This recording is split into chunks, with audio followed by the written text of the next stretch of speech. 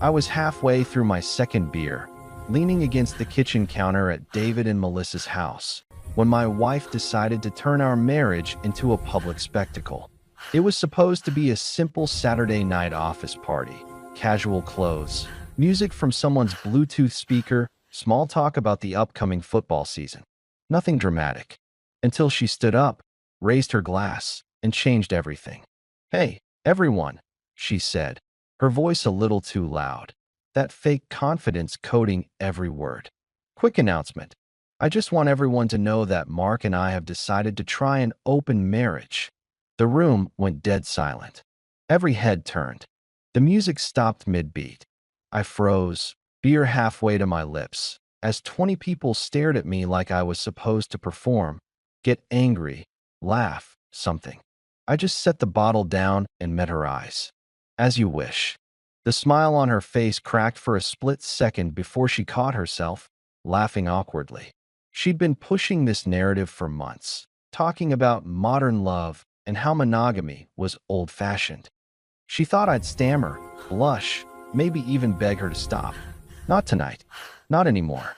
I turned to Rachel, one of her co-workers sitting on the couch. "Rachel, you free this weekend? Dinner's on me." You could have heard a pin drop before Rachel leaned back, smirked, and said, "Sure, why not? I can do better than her anyway." That single sentence hit the air like an explosion. Someone gasped. Someone else muttered, "Oh, damn." My wife's expression went from smug to panicked so fast, it was almost comical. "What the hell are you doing?" she hissed, her voice trembling. "Accepting your terms," I said calmly. "You want it open, now it's open." Rachel stood up, grinning, grabbed her purse, and said, "Text me the details." "Saturday works great." She walked right past my wife without a glance and out the door, leaving everyone stunned. My wife tried to laugh it off, but her voice cracked. "He's just joking," she said to the room, but nobody bought it. They were either looking away or trying not to laugh. "No joke," I said, taking another sip. "You made the rules." She shot me a death stare, her voice trembling. "Mark, we need to talk. Outside. Now." We stepped out into the driveway, the cool air doing little to calm the tension. She turned to me, eyes flashing. "You can't actually go out with her." "Why not? You just announced to everyone that we're open." "That's what open means." I was kidding. You know I was kidding. Didn't sound like it. I could see the realization dawning on her. The social trap she'd built and just fallen into. She started pacing. "You're being ridiculous. You're twisting my words." "No," I said quietly. "You're twisting your marriage." She stopped, tears threatening. "I didn't mean it like that." "Then what did you mean?" I asked. Because from where I stood, it sounded like you wanted to humiliate me in front of everyone. Her lips trembled. "I just wanted to see how you'd react." "So you wanted to test me?" I nodded slowly. "Got it. You wanted to see if I'd still fight for you. But guess what? I'm done fighting for someone who treats me like a game." She was silent, staring at the ground. "You think this is funny?" she finally whispered. "Not even a little," I said. "But it's fair." I walked past her back into the house, grabbed my jacket, nodded to David, and left. The night air felt colder on the drive home, the kind of cold that burns but clears your head. I sat on the couch in the dark living room, thinking about the last 6 months, the late nights at her office, the harmless texts with her coworker Tom, the way she kept testing how far she could push before I'd push back. Tonight she found out. My phone buzzed. "Rachel." That was wild. She had it coming. Saturday at 7. I smiled. "See you then." Whatever came next, I knew one thing for sure. I wasn't playing her games anymore. This time, the rules were mine. She came home just after midnight, heels clicking sharply on the hardwood, the smell of wine and embarrassment clinging to her like cheap perfume. I didn't even look up when the front door shut. I was sitting on the couch, the TV playing some late-night rerun, volume low. "We need to talk," she said, her voice small but edged with panic. I muted the TV. "Go ahead." She dropped her purse onto the counter and crossed her arms, trying to look composed but failing miserably. Her mascara was smudged, her eyes red. What happened tonight was out of line. You embarrassed me in front of everyone. That made me laugh. I embarrassed you? You stood up in front of 20 people and declared our marriage open. I just accepted your terms. I was tipsy. I wasn't thinking clearly. You had 2 glasses of wine over 3 hours. You knew exactly what you were doing. Her shoulders dropped. Baby, please. Can we just forget this happened? I made a mistake. No, I said simply. Her eyes widened. What do you mean, no? I mean, we're not pretending this didn't happen. You don't get to humiliate me in public and then sweep it under the rug because it didn't go your way. Her tone hardened. So you're actually going through with this? You're going to see Rachel? Yes, I said. You want it open. I'm keeping it open. She shook her head, disbelief written across her face. She's my friend. Was, I corrected. Pretty sure that friendship ended when she said she could do everything better than you. You're being cruel. No, I said evenly. I'm being honest. You should try it sometime. She turned away, pacing in short, furious steps. You can't just start dating other people because of one stupid thing I said. Watch me. She spun around, eyes blazing. Fine. I'll tell everyone you're having an affair. That you're trying to hurt me. I stood up, grabbed the remote, and turned the TV off completely. Go ahead, I said calmly. Tell them about the affair you gave me permission to have in front of witnesses. I'm sure that'll sound convincing. Her mouth opened, then closed. She was out of words. Here's what I think really happened, I said, keeping my voice level. You've been getting close to Tom at your office, right? The texts, the inside jokes, the way you light up when he calls. You wanted permission to cross that line without guilt. So you made a public announcement that we're open, thinking I'd panic, maybe even agree to it later out of insecurity. You wanted to make yourself the victim of a boring husband. But the moment I took you at your word, you couldn't handle it. That's not true, she whispered. Then deny it. Tell me you haven't been talking to him late at night. Her silence told me everything. You see, I said quietly, you've been testing me for months. Well, congratulations. Test completed. You're twisting everything, she said, but even she didn't sound convinced. No, I'm just done pretending. She walked to the window, wiping her face, staring out at the empty street. So what now? She asked softly. Are you just going to throw away 7 years of marriage over one mistake? It wasn't one mistake, I said.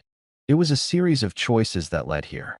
You stopped respecting me a long time ago. Tonight just made it obvious. That's not fair. Life's not fair, I said, echoing something she'd told me once when she got a promotion over a friend. Remember? I walked past her toward the bedroom. Where are you going? To sleep. Guest room or couch, your choice. Mark, she said, her voice cracking, please don't do this. I paused at the doorway. You already did. I closed the door and locked it. Not because I didn't trust her, but because I needed distance. My phone buzzed a few minutes later. Rachel again. She's losing it, huh? I smiled faintly. You could say that. Good. Don't back down. Everyone saw how she treats you. Tonight was the first time you stood up for yourself. Keep standing. I stared at the message for a long moment before replying. Thanks. I needed that. She sent back. That's what friends are for. See you Saturday. For the first time in months, I slept soundly. The next morning, she tried to reset everything. Pancakes on the table, coffee brewing, soft music in the background, like nothing had happened. I sat down, ate in silence, thanked her for the food, and went to work. She called 6 times that day. I didn't answer once. When I got home that evening, she was waiting by the door, arms crossed, jaw tight. This silent treatment is childish, she said. I'm not being silent, I replied. I just have nothing left to say. So that's it. You're really doing this? Yes. Fine, she snapped. Then I'm going out Friday night. We're open now, right? Have fun, I said, walking into the kitchen. That stopped her. You don't even care? You made the rules, I said, turning on the stove. I'm just playing by them. She didn't answer. For the first time in our marriage, I felt calm. Detached, yes, but calm. I realized something in that moment. She'd built this drama for attention, but I was done being her audience. Friday night came, and she spent almost 2 hours getting ready. I could hear the blow dryer, the click of heels, the occasional curse when her eyeliner smudged. When she finally stepped out of the bedroom, she looked stunning, as if she were going to a red carpet event rather than a night out with her so-called office friend. "You're going out like that?" I asked, not looking up from my phone. "Yes, why? You think I look bad?" "I didn't say that," I replied, scrolling casually. "You look great. Hope he appreciates the effort." Her mouth twitched, as if she couldn't decide whether to feel proud or offended. "You really don't care?" she asked again, this time softer. "You made your choice," I said. "You wanted open, you got open." She waited, searching my face for something. Jealousy, maybe regret, but there was nothing left to find. "Fine," she said, grabbing her purse. "Don't wait up." The front door closed behind her, and silence filled the house. I ordered a pizza, opened a beer, and watched an old movie until I got bored. By the time she came back a few hours later, I was already half asleep. I heard the faint sound of her crying in the guest room, the quiet, muffled sobs of someone realizing a plan had backfired. I didn't move. She had made her bed. The next morning, I woke up early, went to the gym, and came home to find her sitting at the kitchen table with a cup of coffee. She looked exhausted, her makeup from last night still faintly visible. "How was your night?" I asked, pouring myself a cup. "I didn't go through with it," she said quietly. "I met Tom for drinks, but I couldn't do it. I realized I didn't actually want this." "Okay," I said, sipping my coffee. "Okay, that's all you have to say. What do you want me to say? That I'm proud of you for not cheating? You want a medal?" She glared at me, eyes wet. "I want you to cancel your date with Rachel." "Not happening." "Why not? If I didn't go through with mine, why should you go through with yours?" "Because," I said, setting down the cup, "this isn't about revenge. This is about respect. You disrespected me in front of everyone, tried to humiliate me, and now you're mad because I won't play the victim. My dinner with Rachel is happening." End of discussion. She stared down at her coffee, her voice barely a whisper. "I messed up." "Yeah," I said. "You did." I went upstairs, showered, and got dressed. By 6:30, I was buttoning up a shirt she always said she hated because it was too fancy for everyday wear. Tonight, it felt perfect. When I came downstairs, she was sitting on the couch, arms folded, eyes narrowed. "Have a good time," she said, her voice brittle. "Thanks," I replied, grabbing my keys. "Don't wait up." I left without another word. The drive to Rachel's place was calm, music low, mind clear. When she opened the door, she wore a simple black dress, her hair down, her smile warm but knowing. "Right on time," she said. "Punctuality's my only virtue." She laughed, locking the door behind her. Somehow I doubt that. Dinner was easy, surprisingly so. We talked about work, about the chaos at David and Melissa's party, about the ridiculousness of it all. Rachel had this sharp humor that made it impossible not to laugh. "So," she said while we waited for our table, "how bad did it get after I left?" "Pretty bad," I admitted. "Tears, yelling, bargaining. The works." "Let me guess." She said she was joking. First thing out of her mouth. Rachel shook her head. "Classic. Power play gone wrong. She does that all the time, doesn't she? Pushes until someone pushes back." I smirked. "You've noticed?" "Everyone's noticed," she said. "She treats life like a stage play where she's the star and everyone else is just background noise." That sounds about right. We were seated at a booth in the corner, and after ordering, she leaned forward slightly. "Can I be honest?" "Please." I never liked her much. She's exhausting. Always performing, always trying to prove something. When she started dating you, I remember thinking, he seems too grounded for her. I chuckled. "Thanks, I think." "No, really," she continued. "You're decent. She's chaos. And lately, the way she talks about you, God, it's awful." "What did she say?" Rachel hesitated. "You sure you want to know?" I nodded. "She said you were boring." predictable, that you never wanted to do anything exciting. Meanwhile, she'd bring up Tom every other sentence. Tom said this. Tom took his girlfriend there. Tom understands her. It was painful to listen to. I took a long drink of water, letting it sink in. Yeah, I figured as much, I said finally. Still stings though. I get that, Rachel said softly. But don't take it personally. People like her. They confuse stability with boredom. They crave chaos because it makes them feel alive. I smiled faintly. You sound like you've studied this. I've lived it, she said. And for what it's worth, I'm glad you finally stopped letting her treat you like a doormat. The food came, and for the first time in a long while, I felt like I could breathe. No tension, no walking on eggshells. Just conversation, laughter, and the sense that I wasn't crazy for expecting respect. Over dessert, Rachel asked, "So what's your plan? You trying to fix things or move on?" I looked down at my fork, then back at her. Honestly, I don't know. But for the first time in a long time, I feel like I have options. She smiled. That's a good start.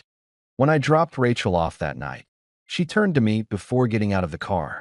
You know, she said, whatever happens, just make sure you're doing it for you.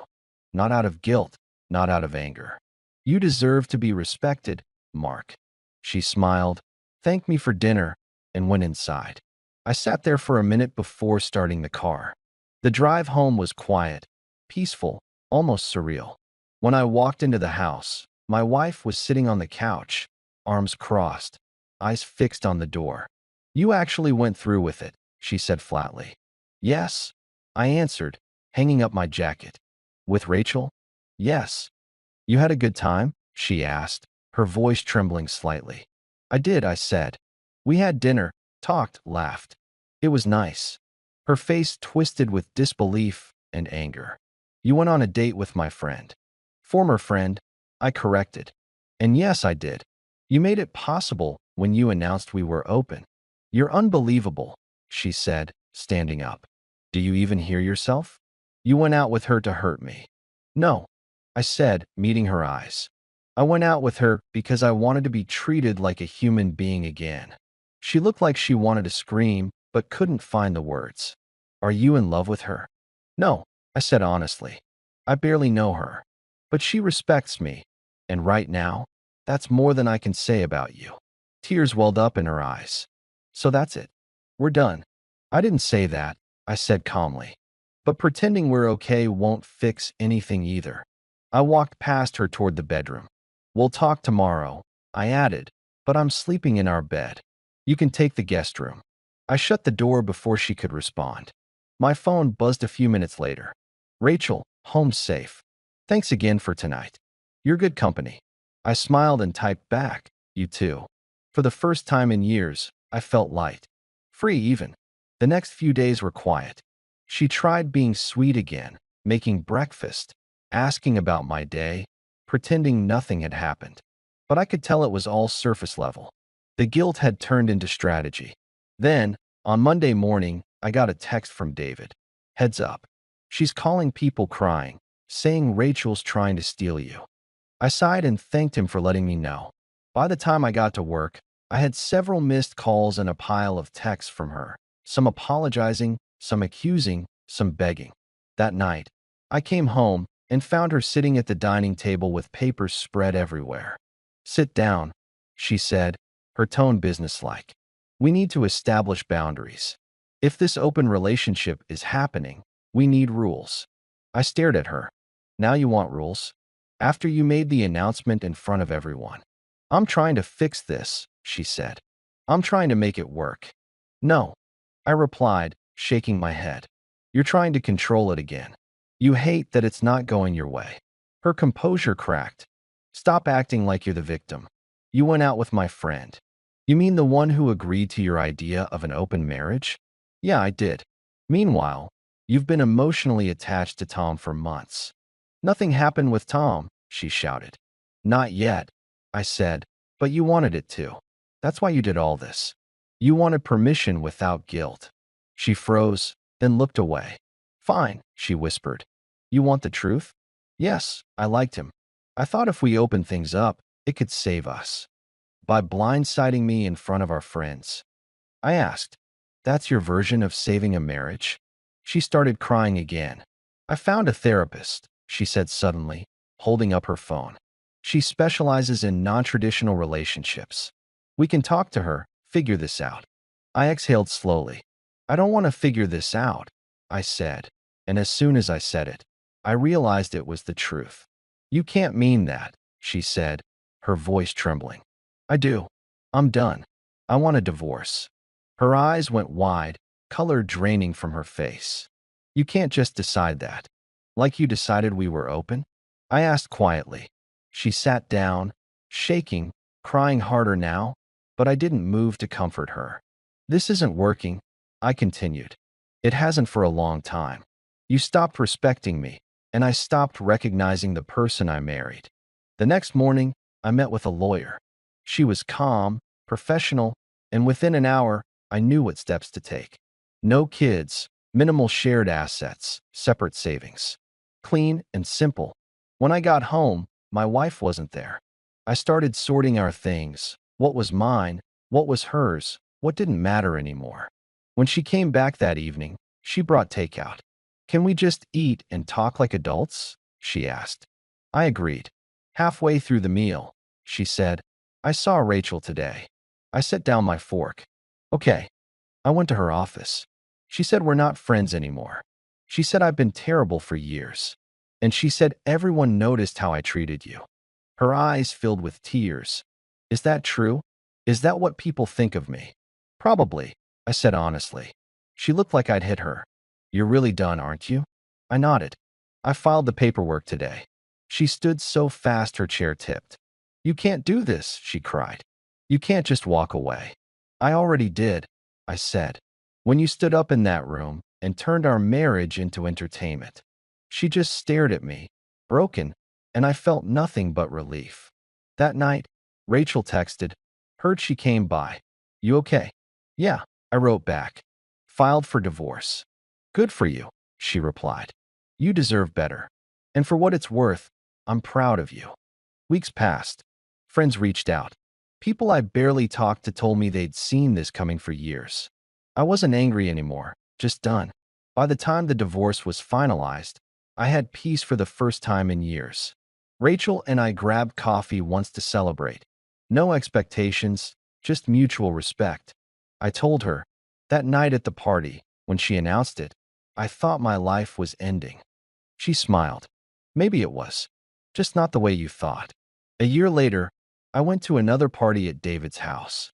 Same place, same laughter, no ghosts from the past. I stood by the counter, holding a beer, and for the first time, I didn't feel small. I felt free. If you've made it this far, don't forget to like, subscribe, and share your thoughts in the comments. More stories are on the way. You won't want to miss what comes next.